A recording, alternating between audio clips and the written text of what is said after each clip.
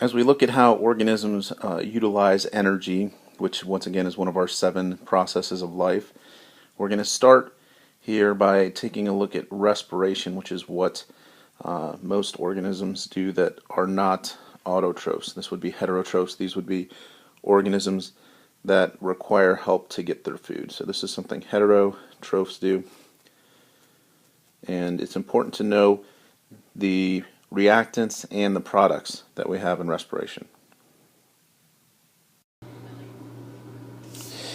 Respiration can be defined as a process in which organisms break down bonds in sugars and produce energy. Now keep in mind, sugars is probably a bit oversimplified. We have the monosaccharides that we learned about, disaccharides that we learned about, and then things like starches, which would be considered polysaccharides. So any of those hydrocarbon with oxygen, kind of molecules with sugar that are broken down.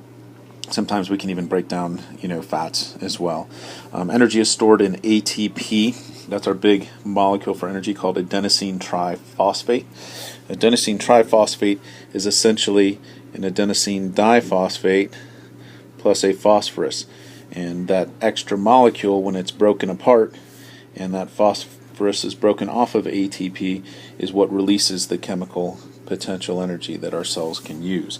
And we saw how that can be used in cell regulation earlier with active transport and other processes like that.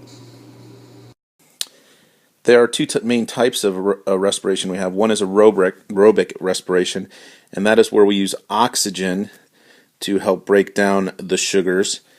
And as you notice, we've got sugar plus oxygen, and when they break things down, we have carbon dioxide that's released and water as well. And so those are the two products. So your reactants are sugar and carbon dioxide, and your products are carbon dioxide and water. And if you think about this, this makes sense. When you go to process stuff during the day and to get energy, you know that sugar contains a lot of energy. You know you have to breathe oxygen. You know that you exhale carbon dioxide. The only one that might be a little unfamiliar is the idea that we do get rid of water when we're breaking down sugar as well. You might remember from earlier in the course that the mitochondria is the place in the cells where energy is produced, and it's through this process of aerobic respiration.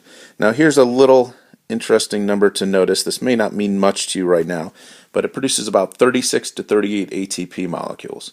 And I just want you to remember that number a little bit as we contrast this to anaerobic respiration, which would be respiration without oxygen. But the key things are your two reactants, sugar and oxygen, and your two products, carbon dioxide and water. The other type of respiration we can have is anaerobic respiration, which means without air. And glucose is broken down without oxygen. And depending on where it happens, you can get different products, one of which is always going to be energy and carbon dioxide. But notice it only produces about 2 ATP molecules when aerobic respiration produces 36 to 38, so it is much less efficient. In our bodies, when we don't get enough oxygen, we have lactic acid fermentation, and that occurs in our muscles. And that acid that forms in our muscles is what makes our muscles sore. And once again, it's not nearly as efficient, and that's why our muscles get tired, because we're only getting 2 ATP molecules instead of 36 or 38. In yeast, ethyl alcohol is produced as a byproduct of anaerobic respiration. And once again, just like the lactic acid is somewhat poisonous for our muscles and makes us tired, we know that ethyl alcohol is a toxin for our body as well. So those are the main two types of respiration, aerobic and anaerobic. Aerobic is what's much more efficient. The important thing is, in both of them, you start with sugar and you get to ATP, which is energy, and carbon dioxide.